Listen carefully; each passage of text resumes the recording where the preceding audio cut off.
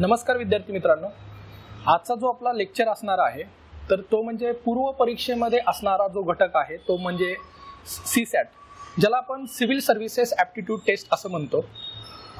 नागरी सेवा कल चाचणी किंवा त्याला आपण नागरी सेवा अभियोग्यता चाचणी असं सुद्धा त्याला म्हटलं जातं. असे या सीसॅट बद्दल आज आपण सीसॅटची आपली स्ट्रॅटेजी काय असली पाहिजे, सीसॅट या विषयाबद्दलची आपली रणनीती काय असली पाहिजे, याच्याबद्दलचा आजचा हा आपला लेक्चर असणार आहे. आणि मग या एकूणच लेक्चरमध्ये आजच्या लेक्चरमध्ये की सीसॅट या विषयाला आपण कशा पद्धतीने अभ्यास केला पाहिजे, सीसॅट या विषयामध्ये कशा पद्धतीने आपली रणनीती असली पाहिजे आणि नेमके कोणते असे घटक आहेत की जे तुम्हाला सीसॅटचा अभ्यास करत असताना आपल्याला डिफिकल्ट जाणार आहेत, त्याच्यामध्ये आपण कशा पद्धतीनं त्या डिफिकल्ट अशा घटकावरती आपण मात करू शकतो, या सर्व गोष्टी आपण या ठिकाणी पाहणार आहोत. तर माझं नाव भरत खताळ आणि मी गेले 9-10 वर्ष UPSC असू द्यात MPSC असू द्यात यांना सीसॅट हा विषय मी शिकवतो. त्यामुळं आजच्या लेक्चरमध्ये आपण सीसॅट हा जो काय पूर्व परीक्षेमध्ये असणार आहे तर त्याच्यामध्ये नेमकं आपण कशा पद्धतीने अभ्यास करूयात, काय आपली स्ट्रॅटेजी असली पाहिजे, या सर्व गोष्टी आपण पाहणार आहे. म्हणजे एकूणच आजच्या लेक्चरमध्ये आपण की सर्वप्रथम या परीक्षेचा पॅटर्न काय आहे, म्हणजे या ठिकाणी आपण जेव्हा अभ्यासाला सुरुवात करतो तेव्हा सर्वप्रथम आपण काय समजून घेतलं पाहिजे, तर या परीक्षेसाठीचा नेमका पॅटर्न काय आहे, नेमकं या परीक्षेचा अभ्यासक्रम काय आहे, तर तो आपण काय केला पाहिजे, समजून घेतला पाहिजे. म्हणजे या परीक्षेच्या अभ्यासाला सुरुवात करत असताना सीसॅट हा पेपर हाताळत असताना पहिल्यांदा जी गोष्ट आपण समजून घ्यायची तर ती म्हणजे अभ्यासक्रम आणि पॅटर्न. त्याच्यानंतरच जी गोष्ट असणार आहे ती म्हणजेच अभ्यासक्रमाचं जे एक विश्लेषण आहे आणि एकूणच आपण या अभ्यासक्रमाला सुरुवात करत असताना नेमकं आपण कुठे आहोत, त्याच्यासाठी आपल्याला काय करायचं आहे तर शॉर्ट अनालिसिस करायचं आहे, ज्याच्यामध्ये मग नेमकं काय काय करायचं ह्या सगळ्या गोष्टी आपण बघणार आहोत. त्याच्यानंतर एकूणच पूर्व परीक्षेला हा घटक असल्यामुळं या विषयाची अभ्यासाची नेमकं नियोजन कसं असलं पाहिजे, तुमची रणनीती कशी असली पाहिजे, ह्या सगळ्या गोष्टी आपण याच्यात पाहणार आहोत. त्याच्यानंतर नेमका सराव करायचा, कारण का सीसॅट या पेपरची सगळ्यात मोठी जी रिक्वायरमेंट असेल ती म्हणजे सराव करणे. आणि सरावाने आपल्याला माहित आहे की कोणत्याही गोष्टीमध्ये आपल्याला परिपूर्णता आणता येते, तर त्याच्यासाठी नेमका सराव कसा करायचा, काय करायचं नेमकं त्याच्यामध्ये, तर या गोष्टी आपण पाहणार आहोत. आणि शेवटचा जो भाग असेल तर तो म्हणजेच काय की एकूणच नियोजन काय असेल. बघा काय आहे की स्पर्धा परीक्षेचा अभ्यास करत असताना आपलं नॉलेज आणि त्याचं इम्प्लिमेंटेशन याच्यामधला जो काही गॅप आहे तर तो गॅप आपल्याला भरून काढायचा आहे. म्हणजे नॉलेज हे आपल्याला या सगळ्या गोष्टींमधून येणारच आहे, ते नॉलेज कसं आपण मिळवायचं, कसं एखाद्या सीसॅट मधल्या घटकामध्ये आपण पारंगत व्हायचं, या सर्व गोष्टी आपण पाहणार आहोतच.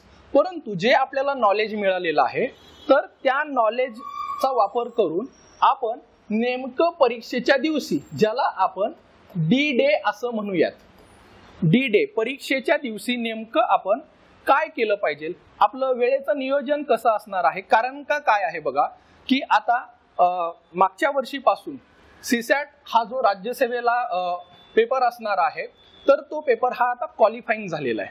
क्वालिफाईंग झालेला आहे ते स्ट्रक्चर आपण बघणारच आहे, पण क्वालिफाईंग झालेला असल्यामुळं दिवसेंदिवस सीसॅट हा, जसं की UPSC मध्ये सुद्धा हा प्रकार आहे, त्यामुळं सीसॅट हा दिवसेंदिवस चॅलेंजिंग होत चाललेला आहे.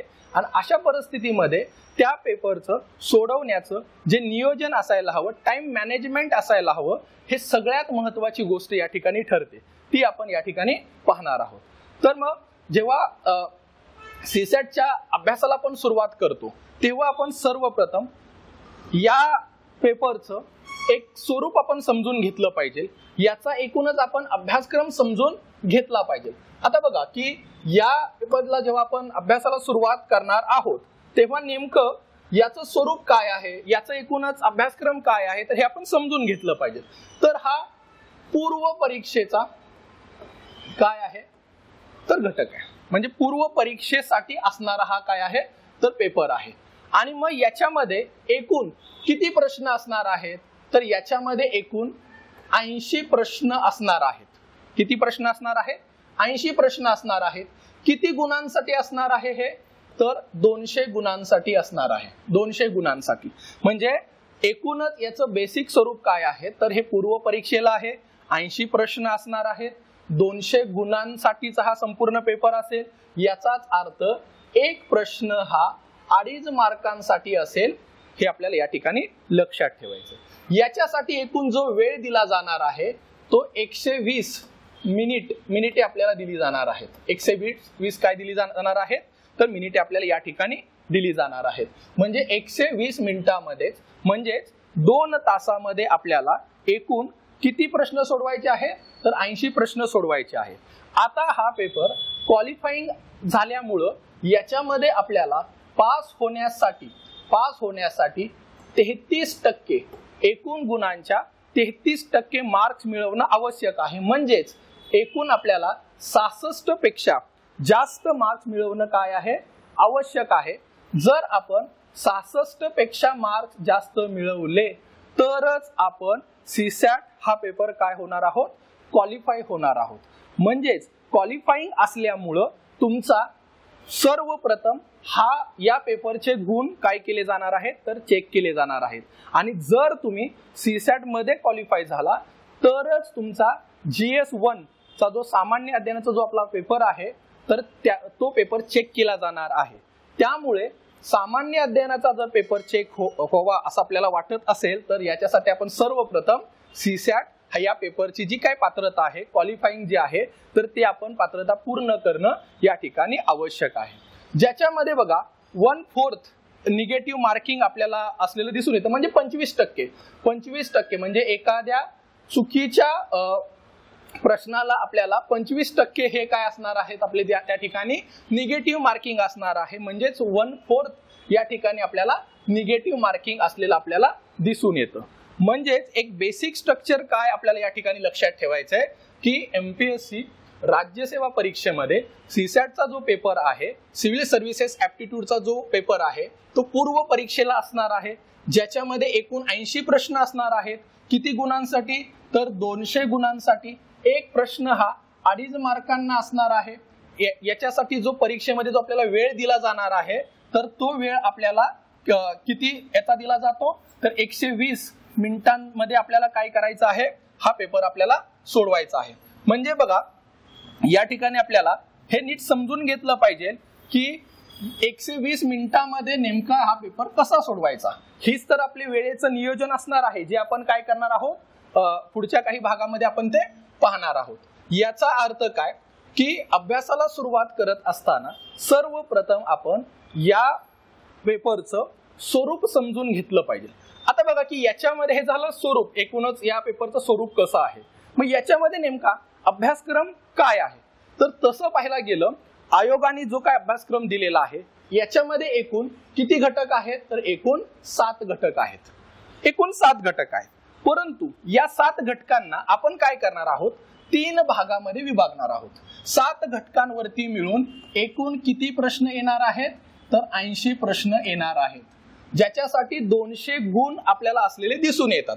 म्हणजे जरी अभ्यासक्रमामध्ये 7 घटक दिले असतील तरी आपण त्याला 3 भागामध्ये काय करू शकतो विभागू शकतो. पहिला जो भाग असेल तो म्हणजेच आकलन क्षमता, ज्याला आपण रीडिंग कॉम्प्रेन्शन असं म्हणणार आहोत. आकलन क्षमता हा एक घटक असेल. मग याच्यामध्ये सविस्तर आपण काय काय आहे तर त्या गोष्टी आपण बघणार आहोत. एकूणच याची स्ट्रॅटेजी काय असणार आहे, कशा पद्धतीनं आपण हा जो घटक आहे हा सोडवू शकतो याच्याबद्दल पण आपण पाहणार आहोत.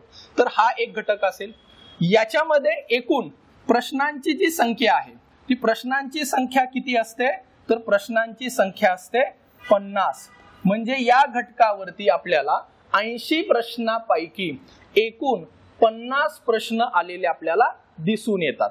म्हणजे या घटकावरती 80 प्रश्नांपैकी 50 प्रश्न आपल्याला, म्हणजे हे सगळं आपल्याला मागे जे काही पेपर होऊन गेले राज्यसेवेचे जे काही पेपर झाले याच्यावरून आपल्याला हे सांगता येतं की आकलन क्षमतेवरती एकूण 50 प्रश्न परीक्षेमध्ये विचारले जातात. आता जो दुसरा घटक आहे बघा, हा दुसरा घटक ज्याला मूलभूत अंकगणित, ज्याला आपण बेसिक न्यूमरसी असं म्हणणार आहोत. त्याच्यानंतरचा आहे सामान्य बौद्धिक क्षमता, ज्याला आपण जनरल मेंटल ॲबिलिटी हा घटक आहे. आणि तिसरा जो घटक आहे तो म्हणजे तार्किक व विश्लेषण क्षमता, ज्याला आपण logical reasoning and analytical ability असं म्हणतो. Logical reasoning and analytical ability असं म्हणणार आहोत. तर या घटकावरती आतापर्यंतच्या पूर्व परीक्षेचं विश्लेषण केल्यानंतर आपल्या लक्षात येतं या घटकावरती जे एकूण प्रश्न विचारले जाणार आहेत तर ते विचारले जातात 25 प्रश्न विचारले जातात.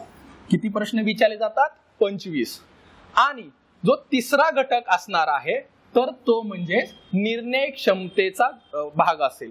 याच्यामध्ये बघा, निर्णय क्षमतेचा जो भाग आहे यालाच म्हटलं जातं decision making and problem solving, म्हणजे निर्णय क्षमता आणि समस्यांचं निराकरण असा हा काय असणार आहे? तिसरा घटक असणार आहे, ज्याच्यावरती 5 प्रश्न विचारले जातात. म्हणजे एकदाच फक्त 5 पेक्षा जास्त प्रश्न विचारले होते, परंतु आतापर्यंत तरी साधारणतः ते 5 प्रश्न विचारले गेलेत. बघा, हे जे काही प्रश्नांचा नंबर आहे हा आयोगाने अभ्यासक्रमामध्ये कुठेही दिलेला नाही. हे आपण कशाच्या आधारे ठरवतोय? तर प्रिव्हियस इयर क्वेश्चन पेपरच्या आधारे. म्हणजे अभ्यासक्रमामध्ये कुठेही असं मेन्शन केलेलं नाही की आकलनावरती 50 प्रश्न असतील, या घटकावरती 25 असतील, निर्णय क्षमतेवरती 5 प्रश्न. हे आतापर्यंत विचारलेलं जे काही प्रश्नांची संख्या आहे याच्या आधारे आपण हे मांडलेलं आहे. आता हा जो काही तिसरा घटक आहे बघा, या तिसऱ्या घटकासाठी निगेटिव्ह मार्किंग या ठिकाणी नाही. म्हणजे तिसऱ्या घटकासाठी निगेटिव्ह मार्किंग सिस्टीम नाही. म्हणजे एकूणच जे काही 75 प्रश्न आहेत या 75 प्रश्नाला फक्त निगेटिव्ह मार्किंग ही जी काही सिस्टीम आहे ही लागू पडते. जी की 25 म्हणजे बरोबर आपला जो प्रश्न चुकलेला आहे याच्यासाठी तुमचे एकूण 25% म्हणजे 1/4 काय होणार आहे तर मायनस होणार आहे. पण ही जी काही सिस्टीम आहे हे निर्णय क्षमते या घटकासाठी हे लागू पडत नाही. हे आपण या ठिकाणी समजून घेतलं पाहिजे. आता बघा, या व्यतिरिक्त काय आहे की हे साधारणतः आपण 7 घटक म्हटलंय, त्याला आपण 3 भागामध्ये विभागलेलं आहे. याच्या व्यतिरिक्त भाषेचं ज्ञान म्हणजे इंग्रजी आणि मराठी भाषेचं आकलन कौशल्य हा घटक याच्यामध्ये समाविष्ट असतो. या व्यतिरिक्त संवाद कौशल्य असेल म्हणजे communication skill, interpersonal communication skill असा जो काय घटक आहे तो याच्यामध्ये किंवा याच्यामध्ये समाविष्ट झालेला आपल्याला दिसून येतो. म्हणजे जे काही आपण हे घटक केलेले आहेत हे आतापर्यंतच्या पूर्व परीक्षेमध्ये विचारले गेलेल्या प्रश्नांच्या आधारे केलेलं आहे. अभ्यासक्रमामध्ये आपल्याला 7 घटक त्यांनी म्हटलेले आहेत, परंतु त्याला आपण 3 भागामध्ये विभागणार आहोत. आता हे का महत्वाचं आहे तर आपण जे सुरुवातीला म्हटलं की तुम्हाला सीसॅटची काय ठरवायची आहे? रणनीती ठरवायची. आपल्याला जेव्हा एखाद्या युद्धासाठी जायचं असतं त्यावेळेस आपल्याला किंवा एखाद्या कुठल्याही जेव्हा आपण म्हणजे युद्धासाठी किंवा एखाद्या रणभूमीवरती जात असतो किंवा एखाद्या मॅच साठी आपण जात असतो त्यावेळेस आपण आपली रणनीती ठरवणं गरजेचं असतं. म्हणजे सीसॅट हा जो काय पेपर आहे या पेपरमध्ये तुम्ही टॉपर बनायचं नाहीये. आपल्याला टॉपरची या ठिकाणी आवश्यकता नाही. आपल्याला काय करायचंय? हा पेपर पास करायचा आहे. बघा, ज्या वेळेस पूर्वी याचे गुण पकडले जात होते त्यावेळेसची याची रणनीती कदाचित वेगळी असू शकते, परंतु आताची जी काही याची स्ट्रॅटेजी असणार आहे तर ती थोडीशी वेगळी असावी लागेल. कारण का विद्यार्थी मित्रांनो, एक गोष्ट लक्षात ठेवा की UPSC ला दिवसेंदिवस अनेक विद्यार्थ्यांचा जो काही म्हणजे रिझल्ट येत नाही त्याच्या पाठीमागचं जे कारण आहे तर ते म्हणजे सीसॅट. आणि अशीच गोष्ट राज्यसेवेमध्ये होता कामा नये. याच्यासाठी सीसॅट या विषयासाठी नेमकी रणनीती काय असावी, नेमकं आपण काय करायचंय याच्यासाठी आपण हे बेसिक समजून घेतलं पाहिजे. आणि त्याच्या तयारीसाठी त्याच्या नियोजनासाठी आपण जे म्हटलं तर आजचा जो आपला लेक्चर असणार आहे त्याचा उद्देशच हा आहे की नेमकं सीसॅट जे क्वालिफाईंग आहे ते क्वालिफाय कसं करायचं, नेमकं आपण काय केलं पाहिजे, तर या सगळ्या गोष्टी आपण या ठिकाणी पाहतोय. आणि मग आपण म्हटलं की याचा एकूणच पॅटर्न आपण समजून घेतला, त्याचा अभ्यासक्रम काय आहे, नेमकं कोणकोणते घटक याच्यामध्ये समाविष्ट असतात ते आपण समजून घेतलं. लक्षात ठेवा, हे जे काही घटकांची मी विभागणी केलेली आहे हे आता समजणं का गरजेचं आहे, कारण का याच्या नंतरचा जो पुढचा आपला जो भाग असणार आहे त्याच्यासाठी ही विभागणी फार महत्वाची ठरणार आहे. तर एकूणच आपण 3 भागामध्ये याला विभागलेलं आहे, म्हणजेच 50, 25 आणि 5 यातल्या जे 5 प्रश्न आहेत निर्णय क्षमतेचे, याला निगेटिव्ह मार्किंग ही सिस्टीम लागू होत नाही. ते डिसिजन मेकिंग आणि समस्या निराकरणाचे जे काय आहेत प्रश्न त्याला निगेटिव्ह मार्किंग नाही. आता बघा की हे सगळं आपण जेव्हा म्हणजे पाहतो, आता एका घटकाची नेमकी आपली स्ट्रॅटेजी काय असली पाहिजे, कशा पद्धतीनं आपण जे काही आपल्याला 66+ मार्क्स मिळवायचे, लक्षात ठेवा 66+ मार्क्स म्हणजे मिळवणं हे आता चॅलेंजिंग आहे. म्हणजे मी मगाशीच शब्द वापरला की आपल्याला या पेपरमध्ये टॉपर बनायचं नाही, तर आपल्याला ही परीक्षा पास करायची. ही परीक्षा काय करायची, पास करून आपल्याला जो आपला GS चा पेपर आहे त्याचे गुण आपल्याला अंतिम यादीमध्ये म्हणजे मेरिट लिस्ट मध्ये आपल्याला म्हणजे ग्राह्य धरणार आहेत. तर याच्यासाठी आपल्याला CSAT हा पेपर सर्वप्रथम पास होणं गरजेचं आहे, क्वालिफाय होणं गरजेचं आहे. आणि मग हे 66+ मार्क्स कसे मिळवायचे, नेमकं आपण काय केलं पाहिजे, तर या सगळ्या गोष्टी आपण पाहतोय. आणि मग त्यातला जो पहिला घटक आहे तर तो म्हणजेच आकलन क्षमता.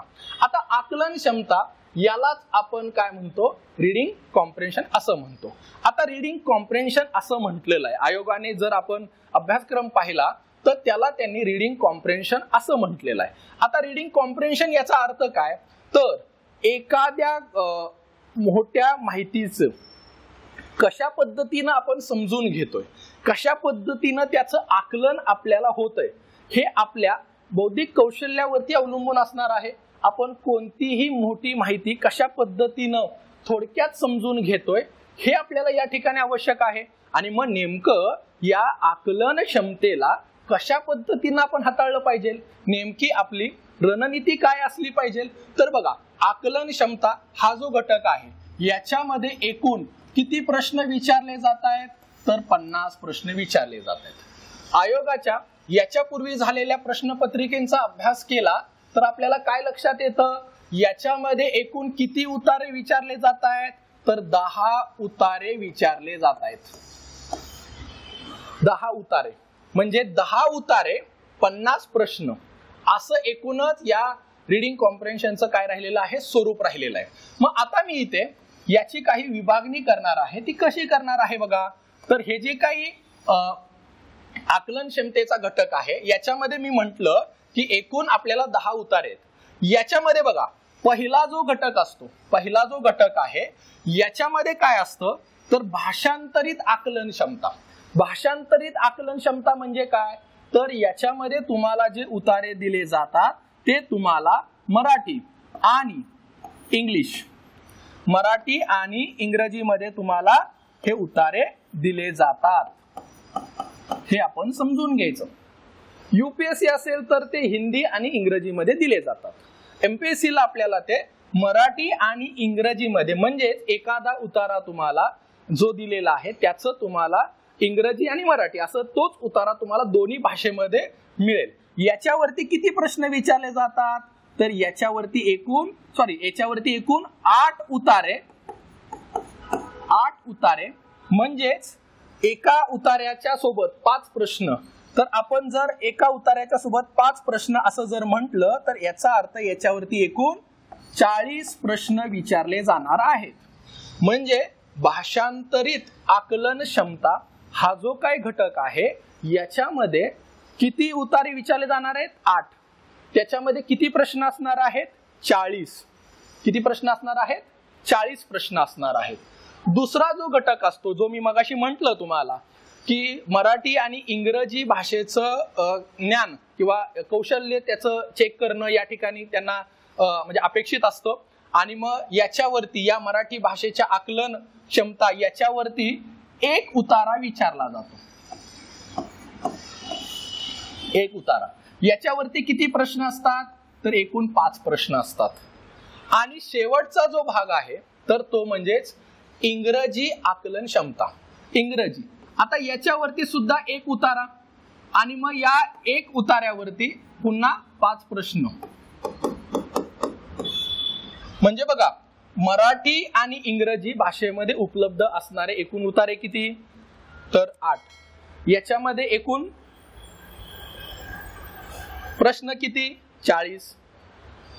मराठी भाषे म्हणजे या मराठी भाषेमधल्या उतार्याचं दुसऱ्या कुठल्याही भाषेत तो फक्त मराठीतच असेल याचा एक उतारा विचारला जातो, ज्याच्यावरती 5 प्रश्न आलेले आपल्याला दिसून येतात. इंग्रजी भाषा याच्यावरती एक उतारा, तो मराठीमध्ये दिला जात नाही, तो फक्त इंग्रजीमध्येच दिला जातो, याच्यावरती एक उतारा आणि 5 प्रश्न. असे मिळून जर आपण आकलन क्षमतेवरती आतापर्यंत विचारलेल्या प्रश्नांची संख्या पाहिली तर ती साधारणतः किती प्रश्न होतात? 50 प्रश्न होतात. 50 प्रश्न. आता बघा की हे झालं आतापर्यंत विचारलेल्या प्रश्नांची संख्या. म्हणजे मी मगाशीच सांगितलं की युपीएससी मध्ये पण सुरुवातीला असं होतं, परंतु युपीएससीने काय केलं, रीडिंग कॉम्प्रिहेन्शनचे प्रश्न कमी केले. त्यामुळे इथे पण असं काय होऊ शकतं का भविष्यामध्ये? तर आपण ते नाकारता येणार नाही, असं काय होऊ शकतं. कारण का अभ्यासक्रमामध्ये कुठंही आपल्याला नंबर दिलेला नाही. म्हणजे किती प्रश्न विचारले जाणार, त्याच्यानंतर या प्रश्नांची संख्या किती असेल, म्हणजे एका उतार्याच्या किती प्रश्न असतील, याच्याबद्दल कुठंही आपल्याला दिलेलं नाही. पण आता हा जो काय आकलन क्षमता हा जो काय घटक आहे, या घटकाची नेमकं आपण सोडवायचं कसं?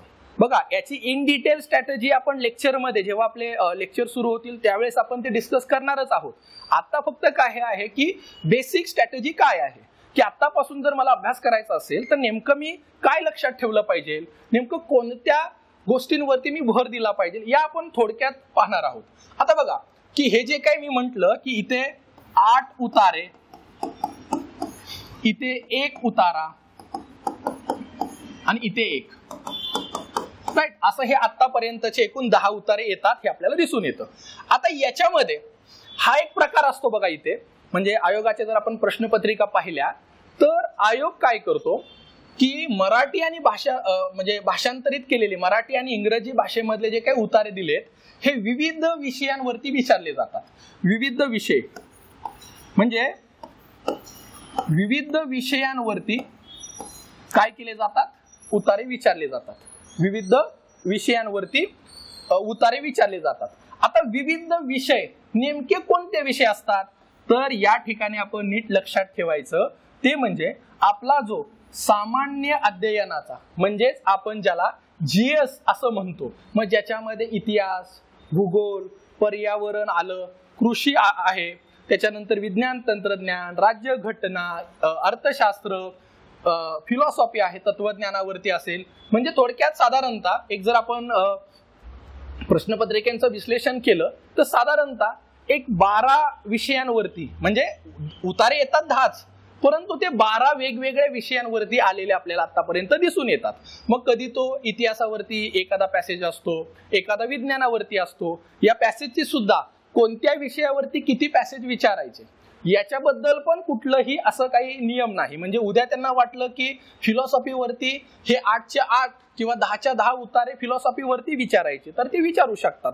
शेवटी काय आहे बघा, आपल्याला फक्त त्याचं स्वरूप नीट समजून घ्यायचंय आणि आपण त्याचा अभ्यास नेमका कसा करू शकतो हे आपल्याला ठरवायला सोपं जाणार आहे. म्हणून मी म्हटलं की हे जे काही वेगवेगळ्या विषयांवरती येणारे, म्हणजे भाषांतरित 8, मराठी भाषा, इंग्रजी भाषा, तर हे वेगवेगळ्या विषयांवरती असतात. विविध विषय याच्यामध्ये हाताळले जातात आणि हे विषय आपल्या जनरल स्टडीजच्या कशाशी अभ्यासाशी संबंधित असतात.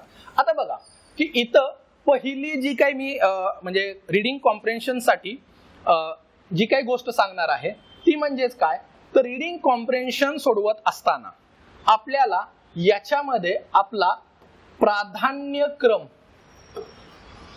हा नीट समजला पाहिजे. आता प्राधान्यक्रम असा जो काही मी शब्द वापरतोय याचा अर्थ नेमका काय?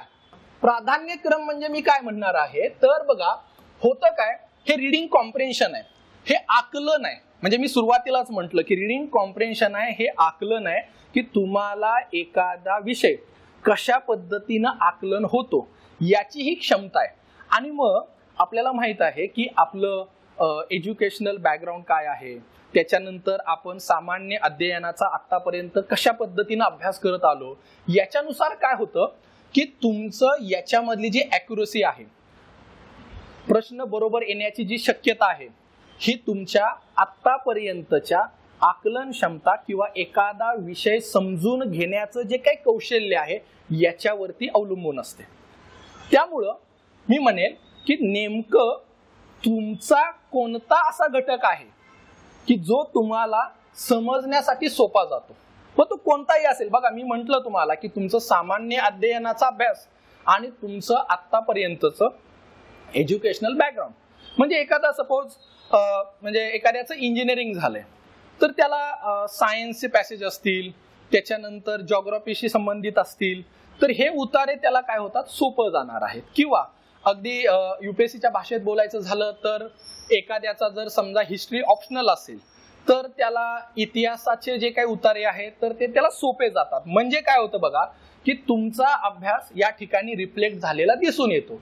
त्यामुळं याचा अभ्यास करत असताना एक साधारणतः आपण आपली प्रायोरिटी ठरवली पाहिजे. शेवटी मी मगाशीच काय म्हटलं, सीसॅट मध्ये आपल्याला टॉपर बनायचं नाही.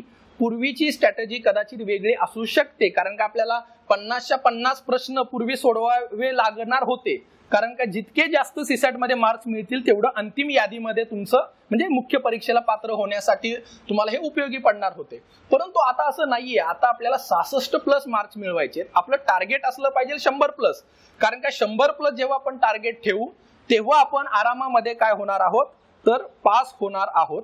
त्याच्यामुळं आपल्याला काय करायचंय की आकलन क्षमतेचा अभ्यास करत असताना नेमकं कोणता विषय आपल्याला समजण्यासाठी सोपा जातो याचा प्राधान्यक्रम ठरवून घ्यायचा.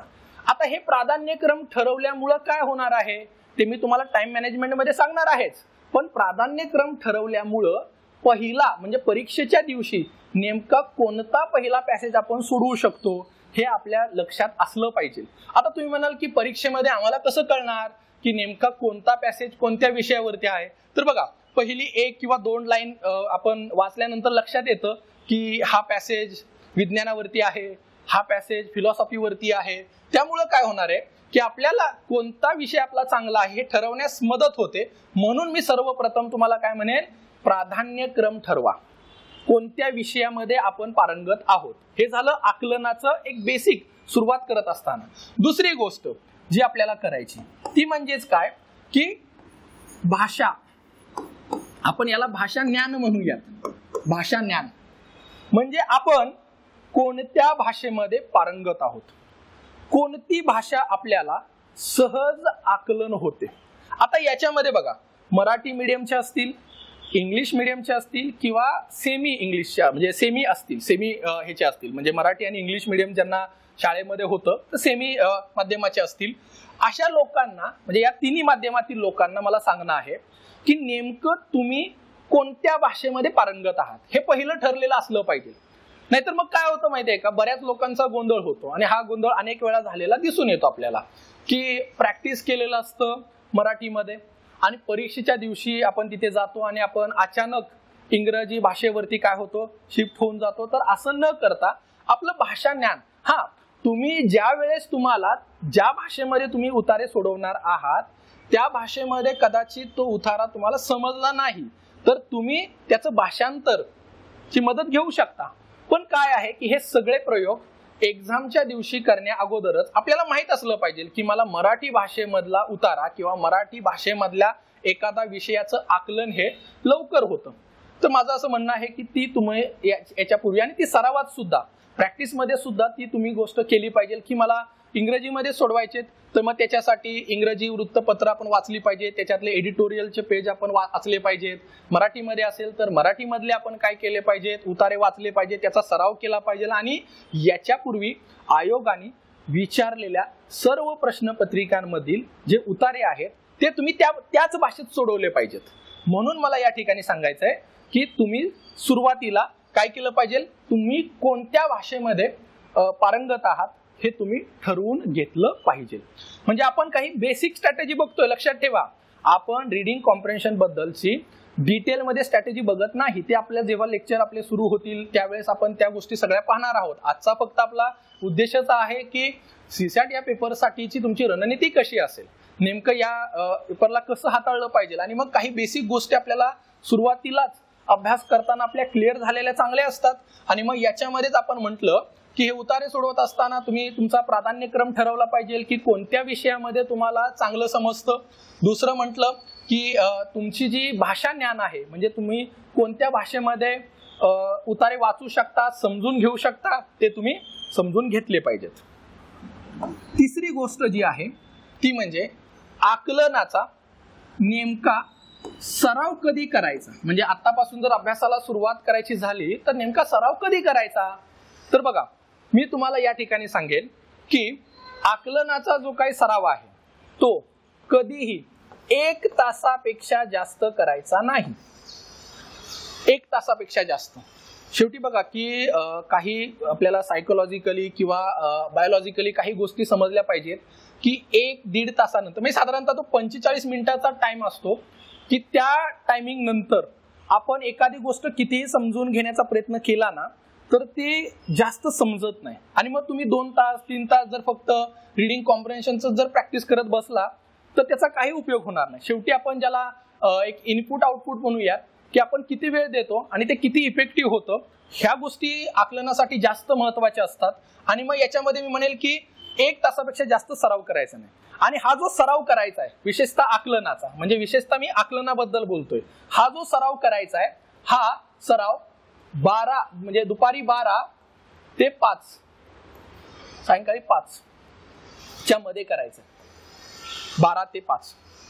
आता बघा 12 ते 5 च्या मध्ये का हो सांगू शकता, म्हणजे जे विद्यार्थी आहेत त्यांनी सांगितलं तर चालेल. 12 ते 5 च्या मध्येच का? हे आकलन आहे, मी सुरुवातीलाच सांगितलं, हे रिडिंग कॉम्प्रिहेन्शन आहे. ही एक तुमच्या बौद्धिक कौशल्याचा एक भाग आहे की तुम्ही एखादी गोष्ट कशी समजून घेताय, कशा प्रकारे. आता आपल्या जो पेपरचा वेळ आहे, सीसॅट या पेपरचा वेळ आहे तो दुपारी असतो. मग ते UPSC असेल तर आपल्याला माहिती आहे की दुपारी 2:30 ते 4:30 असा वेळ असेल. MPSC असेल तर 3 ते 5, म्हणजे तो दुपारच्या वेळेत आहे. आणि दुपारच्या वेळेमध्ये आपल्याला थकवा आलेला असतो किंवा एकूणच एखादी गोष्ट समजून घेण्यासाठी लागणारी जी काही एनर्जी आहे, जी काही ऊर्जा आहे ती आपल्यामध्ये कमी झालेली असते, नाही म्हटलं तरी कमी झालेली असते. आणि अशा परिस्थितीमध्ये जर आपण या आकलन या घटकाचा दुपारच्या वेळेमध्ये सराव केला, तोही जास्त करायचा नाही. मी म्हटलं जास्तीत जास्त 1 तास, कमीत कमी किती 15 मिनिटं, एक उतारा सोडवला तरी चालेल. पण दुपारच्या वेळेमध्ये याचा सराव करा. त्याची सुरुवात आत्तापासून केली पाहिजे. अगदी ऐनवेळी परीक्षेच्या दिवसामध्ये असे प्रयोग करायचे नाहीत बरं. कारण का परीक्षेच्या दिवसामध्ये जर तुम्ही असे काही प्रयोग करायला गेला तर आपल्याला त्याची सवय नसते आणि अचानक तुमचं जे काही वेळापत्रक आहे अभ्यासाचं हे कोलमडू शकतं. अशासाठी मी तुम्हाला म्हणेल की सुरुवातीपासून आपण काय करायचं, GS मध्ये कुठला विषय आपला चांगला आहे हे तुम्हाला माहित असलं पाहिजे. दुसरं, कोणत्या भाषेचं आपलं ज्ञान चांगलं आहे हे आपल्याला माहित असलं पाहिजे. आणि तिसरी गोष्ट मी म्हटलं की सराव. आणि हा सराव दुपारी 12 ते 5 च्या मध्ये कधीही 1 तास, अर्धा तास, 15 मिनिटं करा, तो पुरेसा असेल. हा आत्तापासून. आणि मग आत्तापासून तुम्ही आयोगाच्या प्रश्नपत्रिका घ्या, नेमके प्रश्न, नेमके उतारे. कारण का बघा, आयोगाच्या उतार्यांची जी क्वालिटी आहे ती तुम्हाला क्वालिटी कुठेही मिळणार नाही, हे म्हणजे आपल्याला नाकारून चालणार नाही.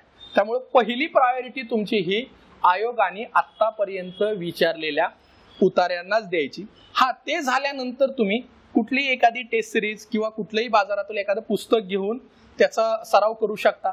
सोबतच तुम्ही जे काही चालू घडामोडीसाठी जे काही वृत्तपत्र वाचता तर ते सुद्धा तुम्ही त्यातलं जे काही संपादकीय आहे त्याच्यातले महत्वाचे जे काही आर्टिकल्स असतील ते तुम्ही दुपारच्या वेळेमध्ये वाचा. असं माझं या ठिकाणी काय राहील, तुम्हाला एक सांगणं राहील की जेणेकरून तुमचं आकलन क्षमता हा जो घटक आहे तोही चांगला होईल आणि सोबत तुमचं जे काही सामान्य अध्ययनाचं म्हणजे GSचं जे काही प्रिपरेशन आहे त्यातला जो काही चालू घडामोडीचा सेक्शन आहे याचाही अभ्यास होईल. म्हणजे तो बघा, हे सगळं आपलं चालू आहे की आकलन क्षमतेला आतापासून कशा पद्धतीने आपण हाताळू शकतो, या गोष्टी आहेत. तर हे झालं आकलन क्षमतेबद्दल. आता बघा, दुसरा जो आपण विभागणी केलेली होती तर ती म्हणजेच काय, तर याला मी दुसरा घटक म्हटलं की एकूणच अभ्यासक्रमाला आपण 3 घटकामध्ये विभागलेलं होतं, 3 भागामध्ये विभागलेलं होतं. त्यातला हा जो काही दुसरा भाग आहे याच्यावरती आपण म्हटलं की याच्यावरती एकूण किती प्रश्न येत आहेत, तर 25 प्रश्न येत आहेत. 25 प्रश्न. आता मी पुन्हा म्हटलं की हा नंबर या ठिकाणी फिक्स नाही. तो कदाचित UPSC सारखं जर यांनी केलं म्हणजे भविष्यामध्ये तर कदाचित 2530 सुद्धा होतील, 40 सुद्धा होतील, पण हा नंबर आतापर्यंतच्या प्रश्नपत्रिकेवरून 25 या ठिकाणी प्रश्न आलेले आपल्याला दिसून येतात. आता हा जो घटक आहे याच्यामध्ये मूलभूत अंकगणित म्हटलेलं आहे बघा.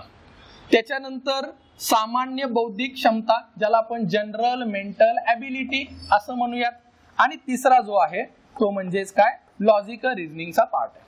अगदीच आपल्या सोप्या भाषेमध्ये आपण ज्याला न्यूमरसीचा पार्ट अंकगणिताचा पार्ट आणि दुसरा जो घटक म्हणतो verbal and non verbal reasoning, म्हणजे ज्याच्यामध्ये तार्किक विश्लेषणाची क्षमता तुमची चेक केली जाते, सामान्य बौद्धिक क्षमता चेक केली जाते. आता याच्यामध्ये बघा 25 प्रश्न हे आहेत आणि याच्यामध्ये आपण 3 घटक म्हटलंय. यातला मी तुम्हाला म्हणेल की हे दोन्ही घटक एकसारखे म्हटलं तरी चालतील, कारण का हा वर्बल आणि नॉन व्हर्बल रिझनिंगचा पार्ट मानला जातो. फक्त अभ्यासक्रमामध्ये त्याला वेगळं असं दाखवलेलं आहे, पण हा जो घटक असेल त्याला आपण एक म्हणूयात आणि हा जो घटक आहे तो एक वेगळा. याचे एकूण 25 प्रश्न येणार आहेत. आता बघा की हा जो घटक आहे याचा अभ्यास करत असताना आपल्या काही बेसिक गोष्टी क्लिअर असणं आवश्यक आहे. म्हणजे उदाहरणार्थ समजा आता मूलभूत अंकगणित आहे तर आपल्याला बेसिक जे काही ज्याला आपण गणितीय आकडेमोड म्हणूयात तर ती आपल्याला जमली पाहिजे. आपल्याला गणित एखादा जे आहे समजा उदाहरणार्थ रेल्वेचे काही प्रश्न आहेत किंवा आपल्याला काहीतरी या ठिकाणी पर्सेंटेजचे काही आपल्या टक्केवारीचे काही आपल्याला प्रश्न आहेत, तर नेमकं या प्रश्नामध्ये अपेक्षित काय आहे आणि मग त्याच्यासाठी लागणारी ते सोडवण्यासाठी लागणारी जी काही बेसिक ज्याला आपण आकडेमोड म्हणूयात बेसिक जे काही असेल तर ते आपल्याला आवश्यक असणार आहे. आणि मग या अंकगणिताला त्यांनी डिफिकल्टी लेवल म्हटलेलं आहे 10th क्लास. पण कसं आहे बघा की डिफिकल्टी लेवल जरी ते 10th क्लास म्हटलं तर त्याच्यामध्ये सुद्धा ते 10th क्लास आणि मग त्याच्यामध्ये ते आपल्याला कधी कधी ते 12वी लेवलचे सुद्धा प्रश्न झालेले दिसून येतात. पण याच्यामध्ये अंकगणितामध्ये वापरताना शब्द त्यांनी मूलभूत अंकगणित वापरले हे समजून घ्या, मॅथ्स वापरलेलं नाही. कारण का काय होणार आहे अभ्यासामध्ये जर आपण मॅथ्स असं म्हटलं तर ते इंजिनिअरिंगचं मॅथ्स आणि अगदीच 12वी नंतरचं मॅथ्स असं होऊ शकतं. त्यामुळं इथं बेसिक न्यूमरसी म्हणजेच मूलभूत अंकगणित आहे. आता हा जो काय मूलभूत अंकगणिताचा घटक आहे बघा, या घटकासाठी मी तुम्हाला म्हणेल म्हणजे आपण ते पुढे स्ट्रॅटेजीमध्ये बघणारच आहे की कशा पद्धतीने आपल्याला सॉर्ट अनालिसिस करायचंय, तो भाग तर असणारच आहे. पण मग याचा अभ्यास करत असताना आपण काय केलं पाहिजे तर याच्यामध्ये सुद्धा या अंकगणितामध्ये सुद्धा असे काही घटक असतात की जे घटक आपण 10वी पर्यंत म्हणा किंवा त्याच्यानंतरच्या काळात सुद्धा आपल्याला चांगल्या प्रकारे जमत असतात. उदाहरणार्थ सरासरीचे प्रश्न, त्याच्यानंतर पर्सेंटेज, ॲव्हरेज असेल, पर्सेंटेज असेल, त्याच्यानंतर अगदी टाइम डिस्टन्स, टाइम वर्क, असे जे काही टॉपिक आहेत की जे आपल्याला सोडवण्यासाठी पण आणि समजण्यासाठी पण सोपे आहेत. तर इथं सुद्धा मी तुम्हाला म्हणेल की तुम्हाला काय करायचंय प्राधान्यक्रम आणि तुमचं प्रावीण्य हे तुम्ही काय करायचंय ओळखायचंय. म्हणजे आता कोणीही या कालखंडामध्ये म्हणजे आता आपण सपोज 2024-25 या कालखंडामध्ये आपण परीक्षा द्यायला जातोय आणि एखादा म्हटलं की नाही मी आता माझं मॅथ्स खूप चांगलं करणार आहे, तर तेवढा सेपरेटली तुम्ही वेळ देण्याची आवश्यकता नाही. तुम्हाला हे समजलं पाहिजे की प्रिव्हियस इयर क्वेश्चन पेपर वरून की असा कोणता घटक आहे की जो मला सहज काय होऊ शकतो जमू शकतो आणि मी थोडासा त्याचा अभ्यास केला, थोडंसं बेसिक काही समजून घेतलं तर मला ते जमणार आहे. पुन्हा तेच की अंकगणिताची इन डिटेल ज्या काही गोष्टी असतील, बेसिक न्यूमरसीच्या ज्या काही इन डिटेल गोष्टी असतील त्या आपण त्या लेक्चरच्या ह्याच्यामध्ये पाहणार आहे. त्यामुळे इथे मला सांगणं आहे की अगदीच अंकगणित आहे म्हणून घाबरून जाण्याचं कारण नाही किंवा 10वी नंतर माझा आणि अंकगणिताचा कधीही संबंध आला नाही म्हणून मी ते करणारच नाही असं आपल्याला करायचं नाही. त्याच्यानंतरचा बघा जो पुढचा घटक असेल तो म्हणजे सामान्य बौद्धिक क्षमता, ज्याला आपण जनरल मेंटल ॲबिलिटी म्हणतो. आता जनरल मेंटल ॲबिलिटी त्याला अगदी दुसऱ्या भाषेमध्ये नॉन व्हर्बल रिझनिंग असं सुद्धा म्हटलं जातं. तर जनरल मेंटल ॲबिलिटी आणि लॉजिकल रिझनिंग हा पार्ट माझं असं म्हणणं आहे की तुमचा जे काही शैक्षणिक जी काय बॅकग्राऊंड आहे ती कोणतीही असू द्यात, तुम्हाला मॅथ्स जमतं नाही जमतं किंवा तुम्हाला अंकगणित किंवा जे काही म्हणजे आकलन क्षमतेचा जो काही घटक आहे तो चांगला जमतो नाही जमतो, तरी सुद्धा हा जो घटक आहे तर तो म्हणेल एव्हरग्रीन असा घटक आहे, जो तुम्ही व्यवस्थित जर अभ्यास केला तर अधिकचे मार्क्स मिळवून देणारा हा घटक असतो. आपण ते पुढच्या याच्यामध्ये बघणार आहे की तुम्ही नेमकं कोणत्या घटकाला अधिक महत्व दिलं पाहिजे वगैरे. पण हे एक बेसिक गोष्ट आहे की ज्याच्यावरती आपल्याला 25 प्रश्न येणार आहेत आणि ज्याच्यामध्ये तुम्ही थोडासा बेसिक याचा अभ्यास केला, याचा सराव केला तर तुम्हाला हा घटक सर्वात सोपा जाऊ शकतो. मग ज्याच्यामध्ये अगदी आपण म्हणूयात की नॉन व्हर्बल रिझनिंग मध्ये म्हणजे आकृत्या दिल्या जातात, मिसिंग आकृत्या असेल, डायस असेल किंवा त्रिकोणांची संख्या वगैरे असे प्रश्न असतात. सेम गोष्ट लॉजिकल रिझनिंग मध्ये ज्याच्यामध्ये अगदी नातेसंबंध, बैठक व्यवस्था अशा वेगवेगळ्या टॉपिक वरती प्रश्न असतात की जे जर तुम्ही व्यवस्थित एकदा समजून घेतले तर मी म्हणेल की याच्यात सर्वात जास्त आणि कमी वेळेत, म्हणजे सर्वात महत्वाचं म्हणजे या घटकासाठी तुम्हाला कमी वेळ लागतो. अगदी नॉन व्हर्बलचा जो घटक आहे तो तुम्ही काही प्रश्न असे असतात की ते बघितल्या सोडवू शकता, त्याच्यासाठी वेगळं काही म्हणजे तुम्हाला वेगळं सोडवण्याची गरज नसते. तर हे आपण या ठिकाणी लक्षात घ्यायचं. आता बघा की या सगळ्यांमध्ये मी जो तुम्हाला एकूणच सांगत होतो की हे नेमकं आपण अभ्यासक्रम समजून घेतला, त्याची एक बेसिक रणनीती समजून घेतल्यानंतर आपण या ठिकाणी काय करायचंय तर ते मी म्हणेल शॉर्ट अनालिसिस करायचं.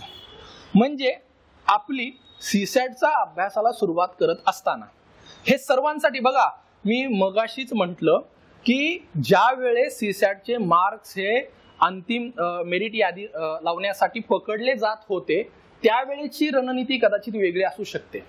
आता आपल्याला काय करायचंय, या पेपरला क्वालिफाय करायचंय. म्हणजे तुम्ही जर हा पेपर क्वालिफाय केला तरच तुमचा जीएसचा पेपर चेक होणार आहे, हे समजून घेतलं पाहिजे.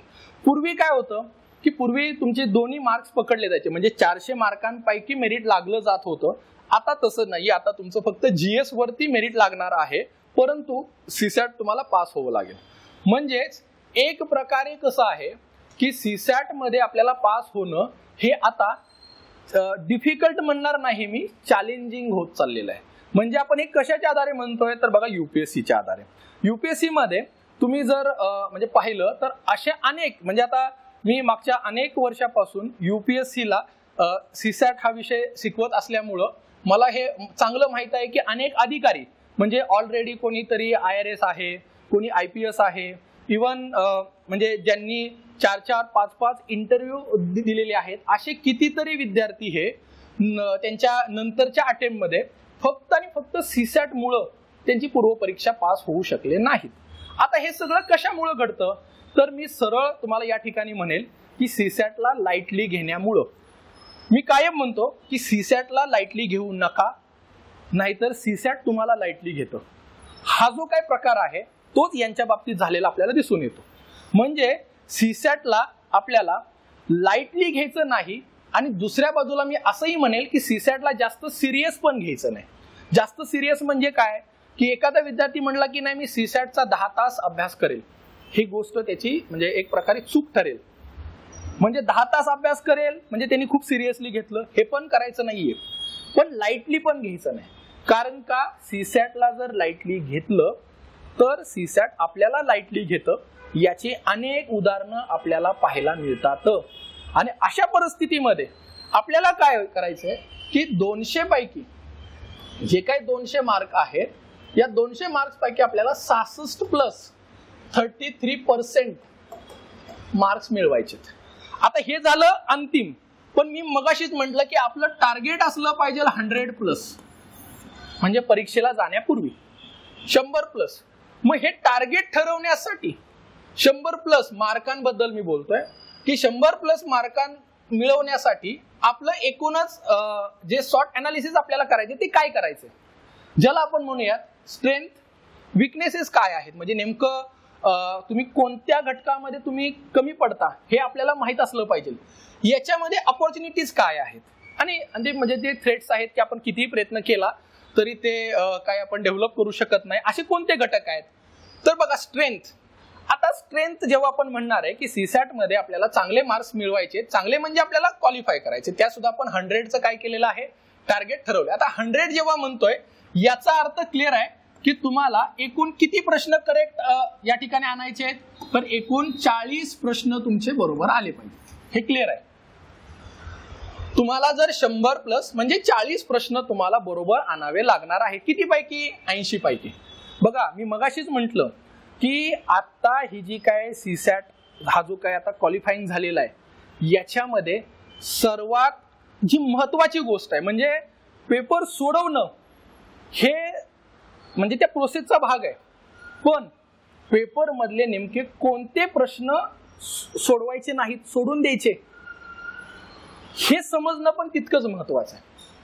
कारण का काय होतं, बऱ्याच विद्यार्थ्यांना आयोगाचा जो पेपर आपण पाहिला तर त्याच्यामध्ये ट्रॅपमध्ये फसवलं जातं आणि प्रश्न मुद्दामून असे म्हणजे आपण ज्याला डिफिकल्ट म्हणूयात, सुरुवातीला म्हणजे ते प्रश्न येतात आणि त्याच्यामध्येच आपण काय होतं गुंतून जातो आणि मग आपलं जे टार्गेट आहे ते पूर्ण होत नाही 100 प्लस मार्कांचं. यासाठी मी म्हणेल की कोणता प्रश्न आपण सोडवायचा नाही म्हणजे सोडून द्यायचा, हे पण समजणं तितकंच महत्वाचं आहे.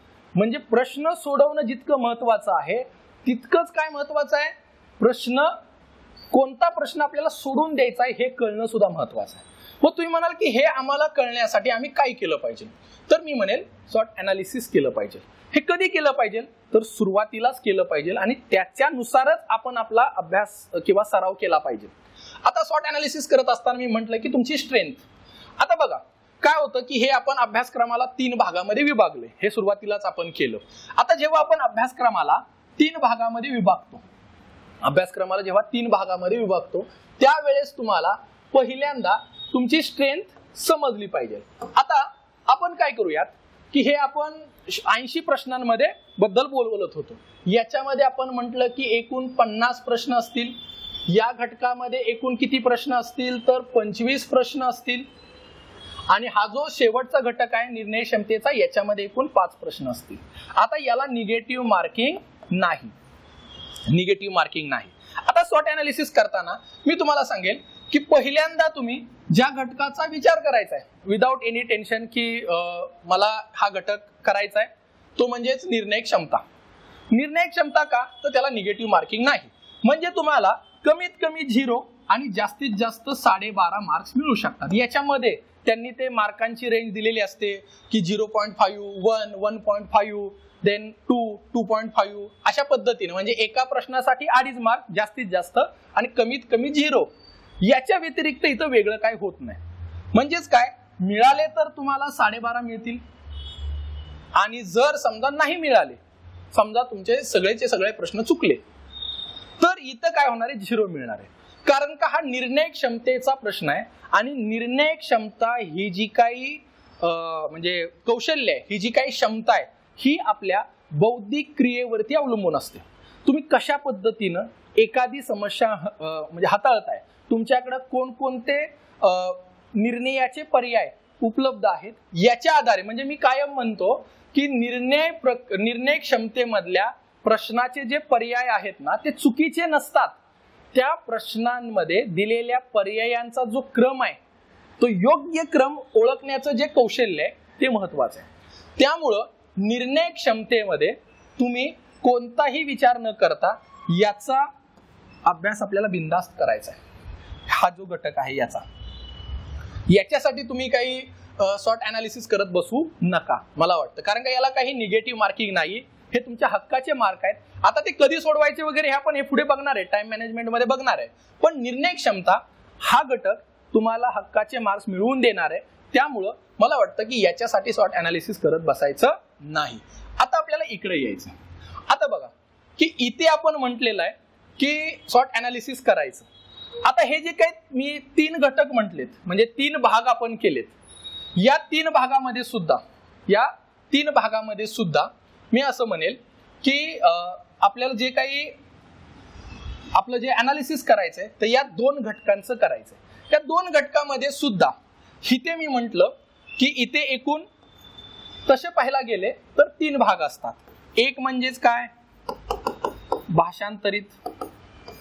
दुसरा म्हणजे मराठी आणि तिसरा म्हणजे इंग्रजी। यांची पण संख्या कशी, तर भाषांतरीचे 8 उतारे 40 प्रश्न, मराठीचे 5 प्रश्न आणि इंग्रजीचे 5, म्हणजे इंग्रजीचा 1 उतारा आणि 5, सेम गोष्ट मराठीचा 1 उतारा आणि 5 प्रश्न।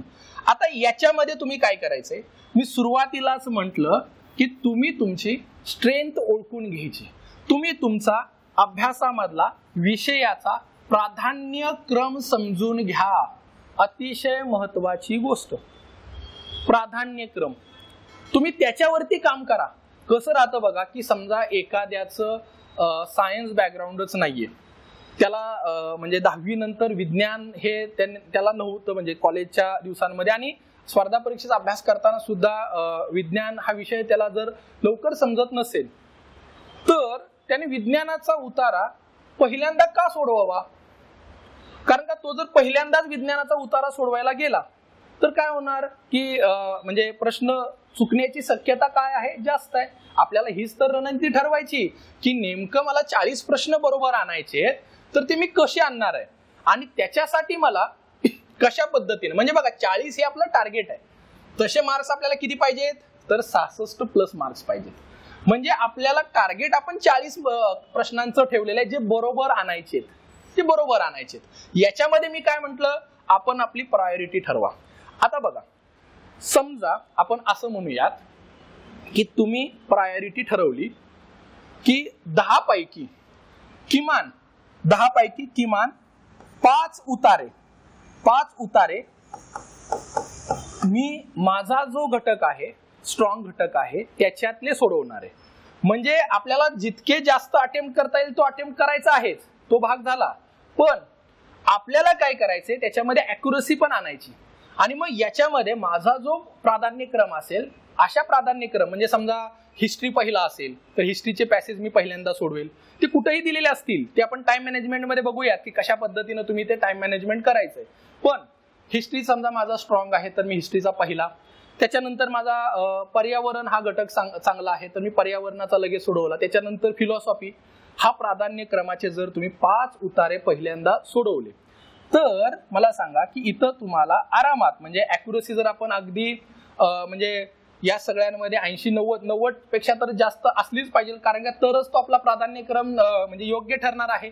हे जर आपण सगळं पाहिलं तर साधारणतः 20 प्लस काय येणार आहेत, आपले प्रश्न बरोबर येणार आहेत। 20 प्लस आपल्याला किती बरोबर आणायचे प्रश्न, तर 40। बघा आपण जस्ट एक शॉर्ट अनालिसिस करून आपली स्ट्रेंथ ठरवतोय की नेमकं आपल्याला 100 प्लसचं टार्गेट जर अचीव करायचं असेल तर कसं करायचं। तर मी म्हटलं की प्राधान्यक्रमानुसार जर आपण सोडवायला गेलो तर 20 प्लस प्रश्न बरोबर येणे हे आपल्याला म्हणजे सहज शक्य आहे, आणि ते मिळाले सुद्धा पाहिजेत, का तर आपण त्यालाच तर म्हणतोय आपली स्ट्रेंथ। आणि मग 20 प्लस प्रश्न इथं बरोबर आले, हे 5 तर आपल्याला सोडवायचे तर आहेतच म्हणजे, आणि तिथे सुद्धा त्याच्यामध्ये अॅक्युरसी थोडासा सराव केला तर हे आपल्याला निर्णय क्षमतेचे सगळे बरोबर येतात, त्यामुळे इथे 5, तर हे साधारणतः 20 प्लस 5 25 झाले।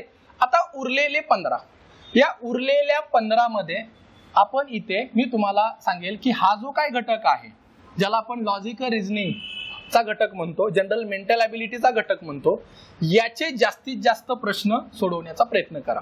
बघा आता मी स्वतः इंजिनियर आहे, त्याच्यामुळं गणित तुम्ही म्हणाल की म्हणजे इंजिनियर लोकांचं गणित चांगलं असतं, कारण का त्यांनी बऱ्यापैकी 10वी नंतर 12वी नंतर सुद्धा त्यांना गणिताशी संबंध आलेला असतो, पण याचा अर्थ इथे तुम्ही गणिताला जास्त प्रायोरिटी देऊन विनाकारण काय कराल, आयोगाला चॅलेंज द्याल, आणि अशा वेळेस तुम्ही प्रश्न सुटले नाहीत तर बऱ्याच वेळा काय होतं की ते जे काही प्रश्न आहे ना, तर तो प्रश्न आपल्या इगोवरती येतो। म्हणजे मी कायम म्हणतो की सीसॅट मध्ये कुठल्याही घटकाला आपण इगोवरती घ्यायचं नाही, इगोवरती घ्यायचं नाही की नाही मी इंजिनियर आहे आणि मग मला गणित कसं काय सुटत नाही। तर साहजिक आहे की एखादा प्रश्न डिफिकल्ट असू शकतो ना, तो कुठल्याही घटकात असू शकतो, हे ऍक्सेप्ट करा। उगाच विनाकारण त्याला आपण इगोवरती घेणं, त्याच्यासाठी आपण म्हणजे काय करणं, लढा देणं, तर हे चुकीचं आहे। म्हणजे मी असं म्हणेल की हे शॉर्ट अनालिसिस करून तुम्ही तुमची स्ट्रेंथ ठरवायची, आणि ही स्ट्रेंथ ठरवत असताना मी कायम इथं म्हणेल तुम्हाला की तुमचा नेमका कोणता घटक हे तुम्हाला चांगला जमू शकतो किंवा कोणत्या घटकामध्ये तुम्ही चांगले गुण मिळवू शकता याचं सुरुवातीला विश्लेषण करून घेणे, यालाच आपण काय म्हणतोय, सॉर्ट अनालिसिस असं म्हणतोय. म्हणजे हे जे काही घटक आहेत हे आपण ह्याला तिन्ही घटक म्हणूयात. याच्यापैकी बघा, याच्यापैकी म्हणजे आता तसं पाहायला गेलं तर इथं तुम्हाला 4 दिसत आहेत, म्हणजे हे 4 आहेत. तर मी असं म्हणेल 4 पैकी 3 घटक, 4 पैकी 3 घटक हे तुमचे चांगलेच असायला हवेत.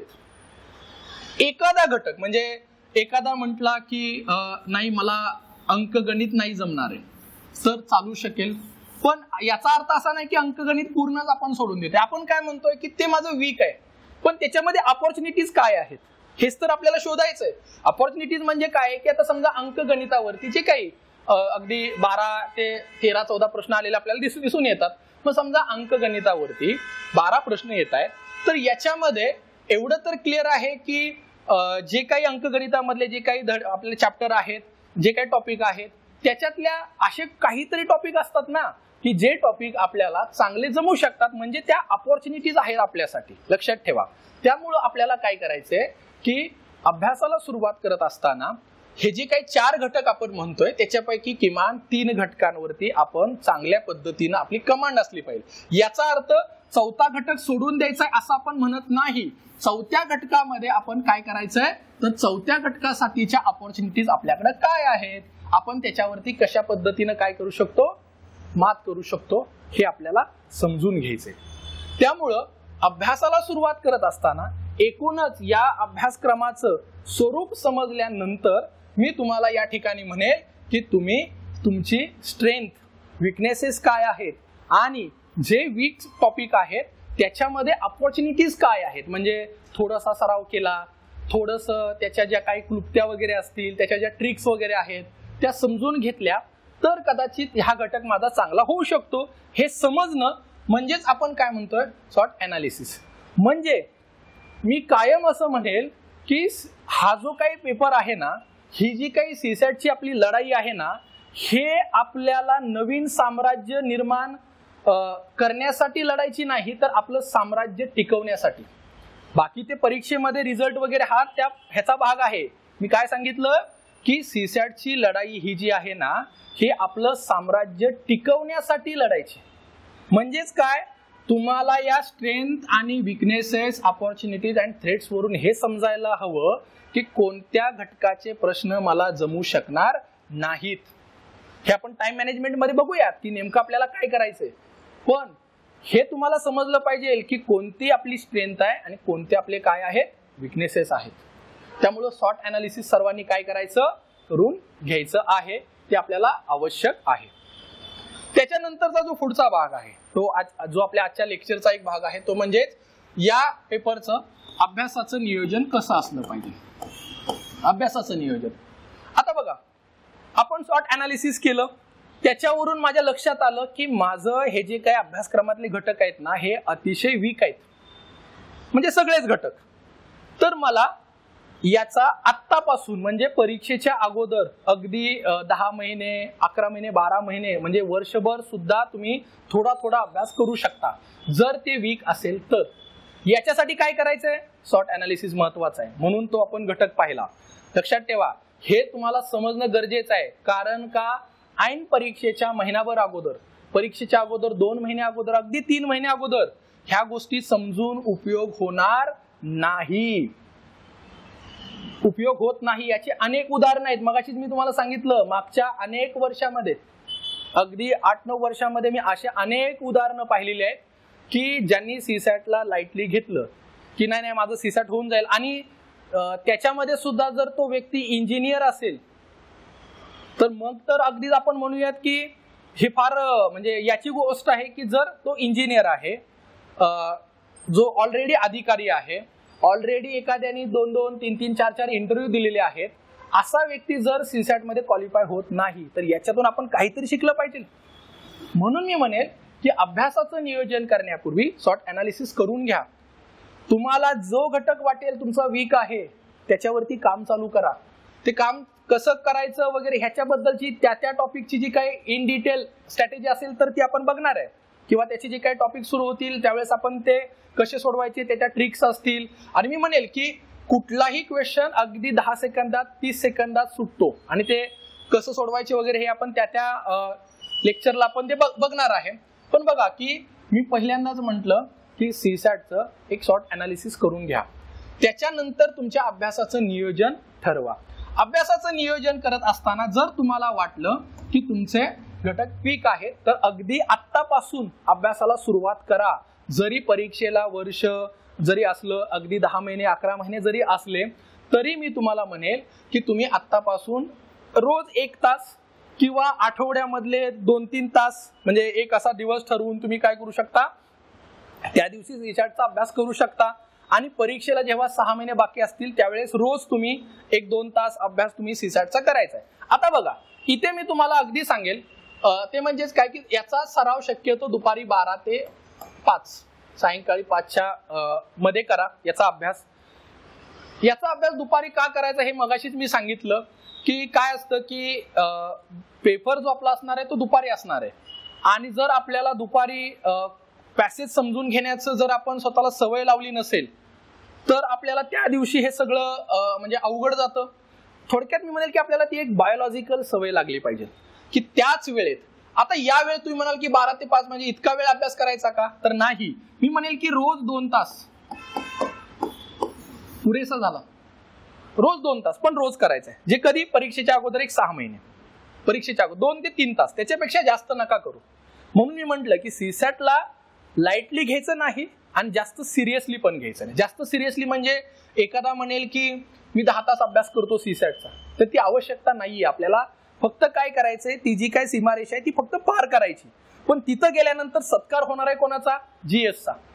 म्हणजे आपल्याला रेस तर जिंकायची पण रेसची जी काय अंतिम सीमारेषा आहे ती पार केल्यानंतर सत्कार होणार आहे जनरल स्टडीचा. त्यामुळे आपला सत्कार होणार नाहीये हे नीट आपल्याला समजलं पाहिजे. त्यामुळं बरेच लोक ही पण एक चूक करतात की जास्त सिरियस घेऊन जीएसचा अभ्यासाकडे दुर्लक्ष करतात. असं नाही करायचंय. त्यामुळे जास्त सिरियस घ्यायचं नाही आणि त्याला लाईटली पण घ्यायचं नाही, हे समजणं गरजेचं आहे. आणि आजच्या लेक्चरचा सुद्धा आपला उद्देशच तो आहे की नेमकं अभ्यास करायचा म्हणजे काय करायचं, त्याचं नियोजन करायचं म्हणजे काय करायचं. तर बघा दुपारी 12 ते 5च्या मध्ये रोज 2 ते 3 तास तुम्ही अभ्यास करू शकता. आणि हे कधी, तर परीक्षेच्या अगोदर 6 महिने, म्हणजे परीक्षेच्या अगोदरचं मी 6 महिन्याबद्दल बोलतोय. आणि जर तुमचा सीसॅट वीक असेल, म्हणजे तुम्हाला असं वाटलं की यातले बरेचसे घटक आहेत की ज्याच्यावरती मला काम करणं गरजेचं आहे, तर याच्या पूर्वी म्हणजे जे काही आता आपण हे 6 महिन्याचे 2 तास म्हणतोय त्याच्या अगोदर तुम्ही आतापासून 1 तास अभ्यास करायला सुरुवात करा. तेही दुपारचं करा, ते दुपारचं करा. बाकी हे अभ्यासामधलं कोणत्या घटकाला किती वेळ द्यायचा वगैरे ह्या सगळ्या गोष्टी पुन्हा तेच की त्या टॉपिकच्या इन डिटेल लेक्चरमध्ये आपण ते बघूयात. पण अभ्यासाचं नियोजन करत असताना मी म्हणेल की तुम्ही तुमची स्ट्रेंथ ठरवा, कोणते घटक तुम्हाला त्याच्यावरती काम करायचं गरज आहे त्याच्यानुसार नियोजन करा आणि त्याच्यानुसार तुम्ही अभ्यासाचं आत्तापासून करू शकता की अगदी 6 महिने अगोदर केलं तरी चालेल. पण हे सगळं डिपेंड कशावरती आहे, तुमची स्ट्रेंथ काय आहे, तुमचे विकनेसेस काय आहेत याच्यावरती हे अवलंबून असतं. हे कायम लक्षात ठेवा. नाहीतर काही लोक म्हणजे बघा की स्पर्धा परीक्षेमध्ये 2 प्रकारचे विद्यार्थी असतात. एक म्हणजे भरलेले आणि दुसरे म्हणजे भारावलेले. आता हे भरलेले आणि भारावलेले हे दोन्ही अगदी चांगले असे मराठी शब्द आहेत बघा, की भरलेले आणि भारावलेले. की भारावलेले लोक काय करतात की नाही म्हणजे सुरुवातीला त्यांचा जो काही जोश आहे तो अगदी म्हणजे उच्च असतो, नंतर तो हळूहळू कमी होतो. जसं एखादा विद्यार्थी किंवा एखादा व्यक्ती जिमला गेल्यानंतर पहिले 2-4 दिवस त्याचा जो काही रुतबा असतो तो वेगळाच असतो, तर तो एक प्रकारे भारावलेला असतो. सेम ही गोष्ट आपल्याला इथं दिसते की नाही आता सीसॅटचा अभ्यास करायचा आहे किंवा कुठल्याही विषयाचा अभ्यास करायचा आहे, अगदी 10 तास 15 तास सुरुवातीला ते अगदी अभ्यासाला बसायचा प्रयत्न करतात, पण ते काही दिवसात ते कमी होऊन जातं. माझं म्हणणं आहे की आपल्याला भरलेला विद्यार्थी बनायचं आहे. भरलेला हे कोणत्या कॉन्टेक्स्टने आपल्याला घ्यायचं आहे की नेमकं माझे कुठले वीक पॉइंट्स आहेत, माझी नेमकी स्ट्रेंथ काय आहे, मी कोणत्या विषयावरती म्हणजे चांगला अभ्यास करून माझे जे काही टार्गेट आहे 100 मार्कांचं ते मी पुरं करू शकतो, हे ज्याला समजणार आहे जो अगदी सिस्टमॅटिक पद्धतीने जाणार आहे त्याला आपण म्हणूयात की भरलेला विद्यार्थी, आणि एक प्रकारे ज्याला हे सगळं समजतंय की नेमकं काय करायचं तो विद्यार्थी. नाहीतर मग यावर्षी समजा परीक्षा दिली आणि सीसॅट आपलं क्लिअर नाही झालं म्हणून 10 तास अभ्यासाने जोमाना लागला, तिकडे जीएस कडे दुर्लक्ष केलं, असे प्रकार होतात. तर याच्यासाठी मी म्हणेल की प्रत्येक गोष्ट नीट समजून घेणं, प्रत्येक एक ठिकाणी आपली स्ट्रेंथ विकनेसेस शोधणं, याला आपण म्हणूया भरलेला विद्यार्थी. आणि ही गोष्ट सीसॅट मध्ये अतिशय महत्वाची ठरते. कारण का आपल्याला ते क्वालिफाईंग आहे आणि अशा परिस्थितीमध्ये नेमकी आपली रणनीती काय असावी हे आपल्याला या ठिकाणी समजून घ्यायचं आहे. बघा, यानंतरचा जो भाग असेल तो म्हणजेच वेळेचं नियोजन. आता हे वेळेचं नियोजन हा जो काही मी घटक म्हणतोय किंवा हा जो काही एक भाग आहे हा नेमका काय आहे, तर याला आपण म्हणूयात टाइम मॅनेजमेंट. आणि हे कुठल्या दिवसाचं, तर डी डेचं. बाकी अभ्यासाचं नियोजनामध्ये मी तुम्ही किती तास अभ्यास करायचा हे सांगितलं. आता आपल्याला काय करायचंय की डी डेचं म्हणजे एक्झामच्या दिवशी नेमकं तुम्ही काय करायचं. कारण का बघा, नॉलेज अँड इट्स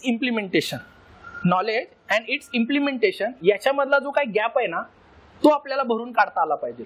म्हणजे तुम्हाला असे अनेक लोक मिळतील की म्हणजे ज्यांच्याकडे नॉलेज भरपूर आहे पण त्याला नेमकं परीक्षेच्या दिवशी कशा पद्धतीनं उतरवायचं, त्याचं इम्प्लिमेंटेशन कसं करायचं याचं नियोजन जमलं पाहिजे. म्हणजे तुम्ही वर्षभर खूप सराव केला पण परीक्षेच्या दिवशीचं तुम्हाला नियोजन नाही जमलं तर लक्षात ठेवा, किती अभ्यास केला असेल तरी त्या दिवशीचं नियोजन ज्याला असं म्हणूयात की ज्या दिवशी आपल्याला हे सगळी म्हणजे डी डे आहे, एक्झामचा दिवस आहे, तर त्या दिवशी जर हे जमलं नाही तर तुमचं येणारे मार्क्स किंवा तुमचं जे काही म्हणजे टार्गेट आहे ते पूर्ण होणार नाही. आता हे वेळेचं नियोजन बघा, दुपारी 3 ते 5 असं काय असणार आहे, आपल्या पेपरचा काय असतो, वेळ असतो.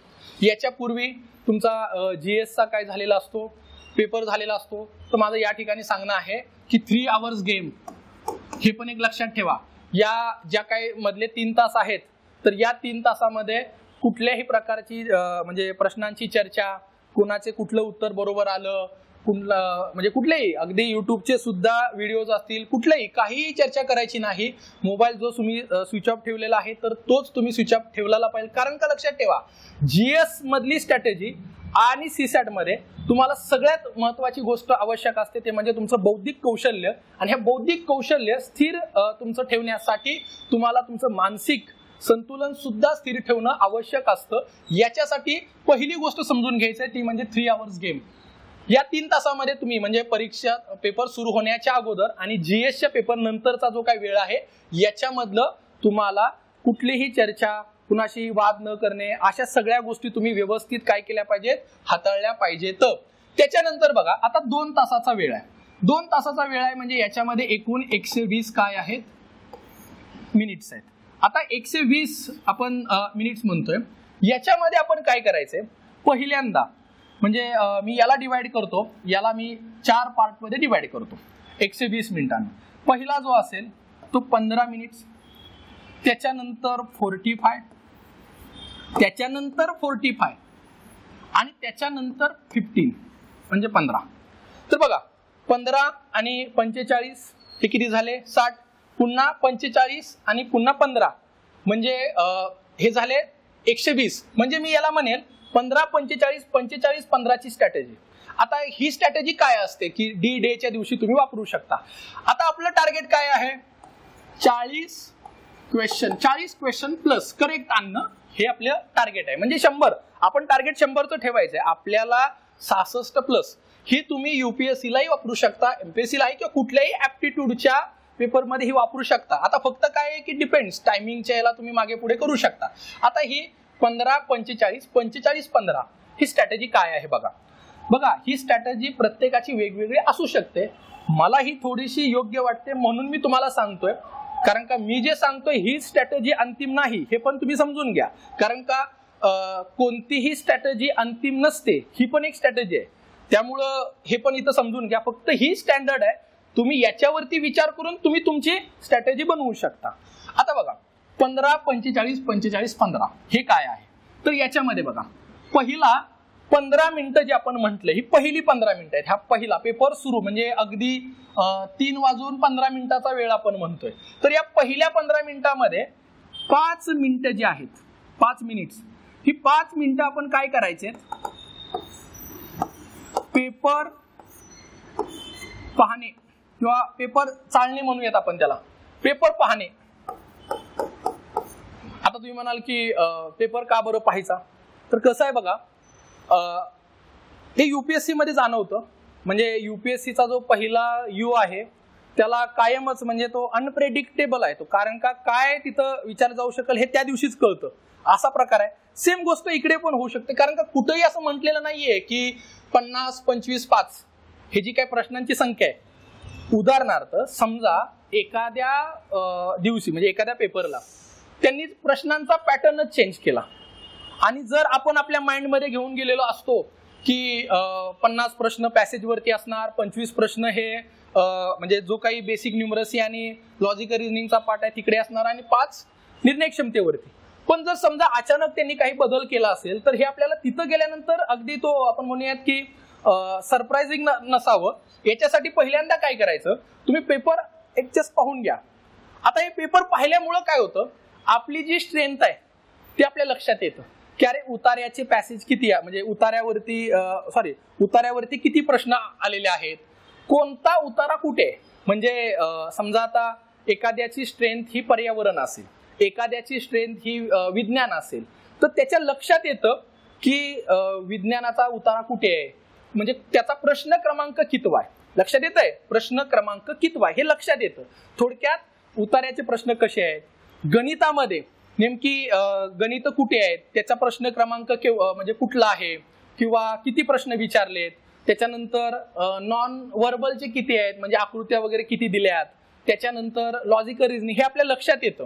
त्यामुळं मी म्हणेल की पहिली 5 मिनिटं हे प्रश्न 5, अगदी मी बघा 5 हे मॅक्सिमम म्हणतोय मी, तुम्ही हे 2 मिनिटात पण करू शकता. मी सुरुवातीलाच म्हटलं की हे मी एक ढोबळ मनाने सांगितलेली स्ट्रॅटेजी आहे. उद्या याच्यामध्ये जर एखाद्याला वाटलं की नाही मला मी 2 मिनिटांमध्येच प्रश्नपत्रिका पाहून घेणार, चांगली गोष्ट आहे. फक्त 5 मिनिटापेक्षा जास्त वेळ लावू नका, हे मला इथं सांगायचंय.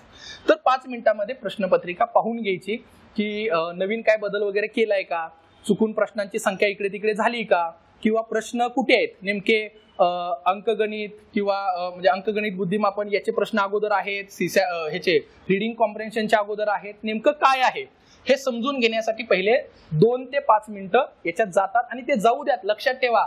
हे तुम्हाला असं वाटेल की नाही मी पहिले 5 मिनिटं का, कसं होतं बघा, पेपर सुरू झाला, रेस सुरू झाली की ते एक म्हण आहे, म्हणजे की रेस जेव्हा सुरू होते ना तेव्हा सुरुवातीला आपल्या स्वतःला त्या रेसमध्ये इन करणं गरजेचं असतं. आपण म्हणूयात की आपल्या स्वतःला एक्झाम मध्ये इन करायचंय, त्या रेसमध्ये इन करायचंय, त्याची ही पहिली 5 मिनिटं आहेत. मतलब मी पण या रेसमध्ये आहे असं जे काही आपलं म्हणणं असतं ना, तर त्याच्यासाठी ही पहिली 5 मिनिटं द्या, नुकसान होणार नाही. उलट याचा फायदा काय होईल की उतार्यांमधला जो काय प्राधान्यक्रम ठरवायचा आहे की पर्यावरणाचा मी पहिला सोडवेल, विज्ञानाचा पहिला सोडवेल, त्याच्यानंतर इतिहासाचा सोडवेल, जे काय तुमचा प्राधान्यक्रम असेल हे तुम्हाला ओळखणं सोपं होतं. तुमची स्ट्रेंथ जी आहे त्याच्यावरती तुम्हाला नेमकं शेवटी बघा आपल्याला काय करायचंय, मॅच जिंकायची. आणि मॅच जिंकत असताना आपल्याला आपला जो स्ट्रॉंग पॉइंट आहे तो शोधायचा आहे. आणि मग स्ट्रॉंग पॉइंट जर माझ्या लक्षात आलं की मी कॉम्प्रेन्शन माझं चांगलं आहे तर मी कॉम्प्रेन्शनला सुरुवात करेल. मी ती पुढच्या भागात सांगणार आहे की कुणाला वाटलं की माझं बेसिक न्यूमरसी चांगलं आहे तर ते पहिले सोडवू शकतात. तर पहिल्या 5 मिनिटांमध्ये तुम्ही त्या क्वेश्चन पेपरची एक जजमेंट म्हणजे त्याला एक तुम्ही जज करा की कसा हा पेपर आलाय. 5 मिनिटं. पुढच्या 10 मिनिटात decision making and problem solving, निर्णय क्षमतेचे प्रश्न पहिल्यांदा सोडवून टाकायचे. हे कधी लक्षात ठेवा, बरेच लोक चूक करतात की निर्णय क्षमतेचे प्रश्न हे शेवटी ठेवणार, कारण का शेवटचा काळ हा आपला नसतोच. शेवटचे 15 मिनिटं मिळतील की नाही याच्याबद्दल पण शंका आहे, फक्त ते आपण टाकलेलं आहे इथे 15, 45, 45, 15 असं आपण त्याला म्हणतोय. त्यामुळं पहिले जे काही 5 मिनिटं आहेत ते पेपरला चेक करणं असेल. पुढचे जे 10 मिनिटं आहेत त्याच्यामध्ये निर्णय क्षमतेचे प्रश्न सोडून घ्या. आता तुम्ही म्हणाल की इथे 10 मिनिटं वेळ जास्त नाही का, तर बघा आजकाल काय झालंय की निर्णय क्षमतेचे जे प्रश्न आहेत ना ते अर्धा पान 1 पान म्हटलं तरी येतात. आणि याच्यावरती एक छोटासा पॅरेग्राफ दिला जातो. त्या छोट्या पॅरेग्राफच्या आधारे तुम्हाला निर्णय घ्यायचे असतात, तिथं प्रॉब्लेम सॉल्व्हिंग अशा. त्यासाठी काय होतं, ते वाचायलाच तुम्हाला वेळ लागतो. आणि अशा परिस्थितीमध्ये आपण 2 म्हटलेलं आहे, म्हणजे 2 मिनिटं एका ह्याच्यासाठी प्रश्नासाठी. तर आता इथे बघा काय होतं की स्वतःला स्टेबल करण्यासाठी जो लागणारा वेळ आहे तो तुमचा इथं जातो. आणि याच्यामध्ये समजा चुकून एखादा प्रश्न तुमचा चुकला निर्णय क्षमतेचा, तर नुकसान काय होणार आहे, 0 मार्क्स मिळेल. आणि बरोबर आला तर जी त्याची रेंज आहे की सपोज मी म्हंटल तुम्हाला की निर्णय क्षमतेमध्ये कुठलाही पर्याय हा चुकीचा नसतो, त्याचा क्रम चुकीचा असतो. म्हणजे कुठला निर्णयाची पहिली प्रायोरिटी असली पाहिजे तर ते. त्यामुळं पहिल्या 15 मिनिटांमध्ये मी म्हणेल पेपरची पडताळणी आणि आपण काय करायचंय तर डिसिजन मेकिंगचे काय करायचे प्रश्न सोडवायचे. तर पहिल्या 15 मिनिटांमध्ये पेपरची पडताळणी आणि निर्णय क्षमतेचे प्रश्न सोडवायचे. आता पुढची 45 मिनिटं म्हणजे आपण हे आता दोन्ही मिळून 1 तास म्हणूयात. आता या 45 मिनिटांमध्ये पुन्हा तुम्ही काय करू शकता बघा, इथे 20 मतलब या ठिकाणी तुम्ही काय करू शकता, अगदी इथं आपण म्हणूयात की 15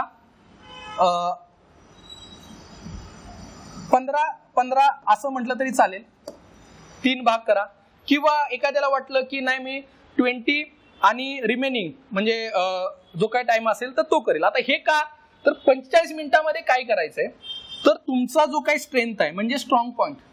आता तुमच्या लक्षात आलं की पर्यावरणाचा उतारा, म्हणजे या 15 मिनिटांमध्ये काय करायचंय, जे उर्वरित 3 घटक होते, उर्वरित 3 कोणते तर बघा, एक असेल रिडिंग कॉम्प्रेन्शनचा, त्याच्यानंतर इकडे बेसिक न्यूमरसीचा आणि तिसरा म्हणजे लॉजिकल रिझनिंगचा.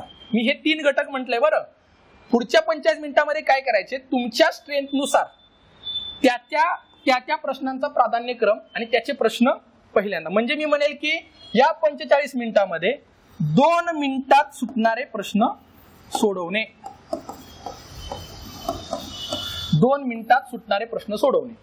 2 मिनिटापेक्षा जर एखादा प्रश्न जास्त वेळ घेत असेल तर तो सोडायला शिका.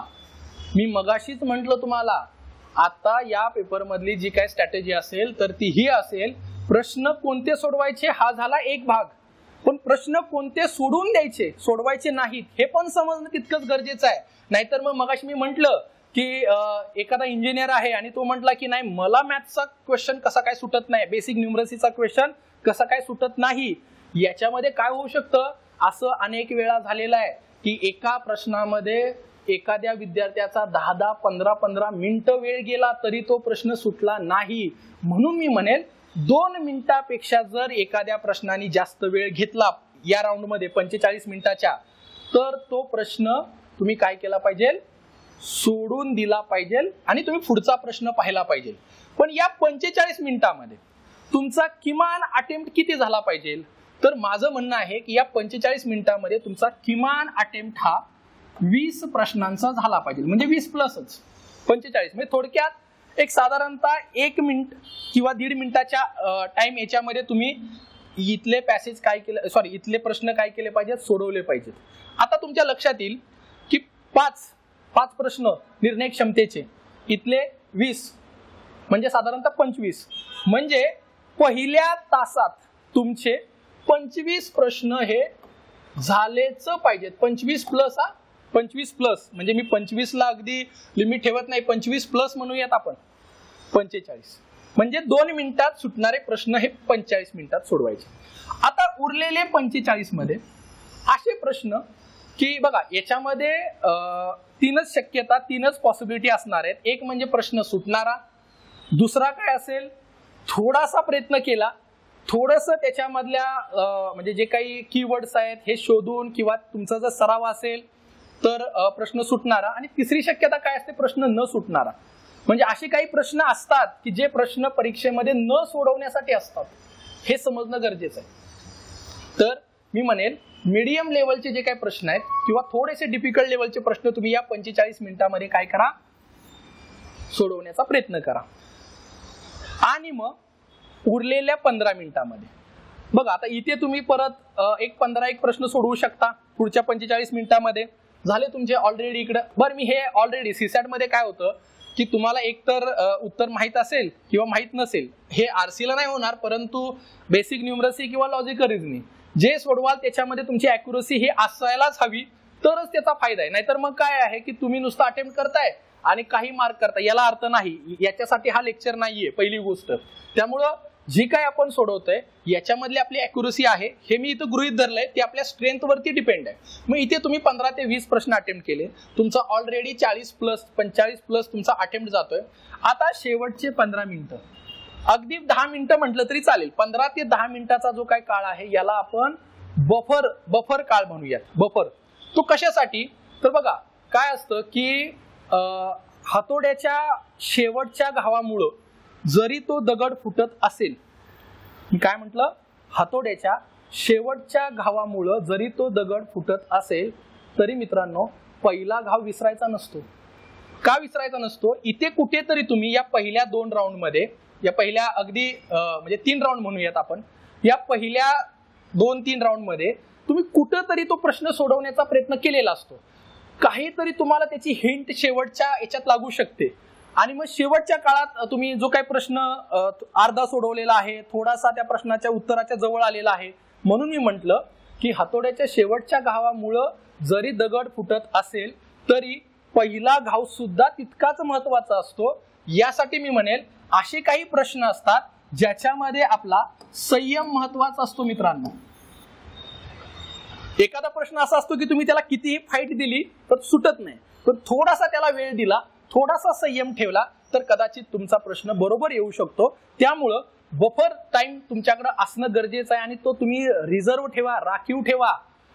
आणि याच्यामध्ये मग तुमची चुकून एखादा प्रश्नाचं म्हणजे मार्किंग राहिलं असेल, कारण का सीसॅट मध्ये बऱ्याच वेळा काय होतं, आपण प्रश्न हे प्रश्नपत्रिकेवरती सोडवत असतो आणि मग चुकून एखाद्या प्रश्नाचं उत्तर मार्क करायचं राहिलंय का, तुम्ही जो अटेम्प्ट केलाय त्याचं सगळे प्रश्न तुम्ही आन्सर म्हणजे जे काही OMR सीट आहे त्याच्यावरती मार्क केलेत का, हे सगळं पाहून घेणं गरजेचं असतं. त्याच्यासाठी हा बफर टाइम आहे. तर हे एकूणच D-Dayच्या वेळेचं नियोजन. बघा हे जे काही मी म्हंटल तुम्हाला, कुठलं 15, 45, 45, 15 हे अंतिम स्ट्रॅटेजी नाही. तुम्ही तुमच्या याच्यानुसार याच्यात बदल करू शकता. मला फक्त पहिले 15 मिनिटं आणि शेवटचे 15 मिनिटं हे महत्वाचे आहेत हे तुम्हाला सांगायचे. पहिल्या 5 मिनिटांमध्ये पेपर पाहून घ्या आणि 10 मिनिटांमध्ये निर्णय क्षमतेचे प्रश्न सोडवून घ्या आणि शेवटच्या 15 मिनिटांमध्ये तो एक राखीव टाइम ठेवा की तुमचा जो काय अंतिम घाव आहे, म्हणजे जो तुम्ही त्या दगडावरती मारणार आहे किंवा त्या प्रश्नावरती मारणार आहे, तर तो आता जो काय पहिला घाव होता याच्याशी त्याचं काही कनेक्शन आहे का, त्याची सांगड काय आपल्याला लावता येते का, किंवा एखादा प्रश्न तुम्ही प्रश्नपत्रिकेत सोडवलाय परंतु तो OMR वरती मार्क करायचा राहिलाय का, ह्या सगळ्या गोष्टींसाठी. त्यामुळे मी म्हणेल पहिले 15 आणि शेवटचे 15 मिनिट हे महत्वाचे आहेत. मधली स्ट्रॅटेजी ही प्रत्येकाची वेगवेगळी असू शकते. बाकीच्या जे काही त्या घटकांच्या स्ट्रॅटेजी असतील आपण त्या लेक्चरमध्ये सविस्तर बघणार आहे. आणि शेवटचा जो महत्वाचा घटक आहे ज्याच्यावरती मला चर्चा करायची तो म्हणजेच काय, सरावाचं महत्व. लक्षात ठेवा हे कौशल्य आहे, हे स्किल आहे आणि आपल्याला माहित आहे की जे स्किल आहे हे सरावानी आपण त्याच्यामध्ये काय बनतो, परिपूर्ण बनतो. म्हणजे सराव माणसाला परिपूर्ण बनवतो हे आपल्याला समजणं गरजेचं आहे. म्हणून मी म्हटलं की नॉलेज अँड इट्स इम्प्लिमेंटेशन याच्यामधला जो गॅप आहे तो कोण भरून काढणार आहे, सराव. नॉलेज अँड इट्स इम्प्लिमेंटेशन याच्यामधला जो गॅप आहे तो भरून कसा निघू शकतो, या सरावाने निघू शकतो. कारण का आपल्याकडे स्किल आहे परंतु त्याला इम्प्लिमेंट करता येत नाही, किंवा आपलं जे स्किल आहे त्याला अजून चांगलं बनवण्यासाठी सगळ्यात महत्वाची गोष्ट असेल ते म्हणजे सराव, प्रॅक्टिस आणि प्रॅक्टिस. याच्या व्यतिरिक्त आपल्याला दुसरं काहीही लक्षात ठेवायचं नाही. सरावाने तुम्ही तुमचं स्पीड वाढवू शकता. ज्या प्रश्नासाठी तुम्हाला 2 मिनिटं लागतात ते तुम्ही अगदी म्हणजे 30 सेकंदात 10 सेकंदात म्हटलं तरी सोडवू शकता. तर अशा रीतीने आपण आजच्या या आपल्या सीसॅटच्या लेक्चरमध्ये की सीसॅट हे जे काही पूर्व परीक्षेमध्ये आहे याची नेमकी रणनीती कशी असली पाहिजे, आपली स्ट्रॅटेजी कशी असली पाहिजे याच्याबद्दल आपण काय केलेलं आहे, आजच्या लेक्चरमध्ये आढावा घेतलेला आहे.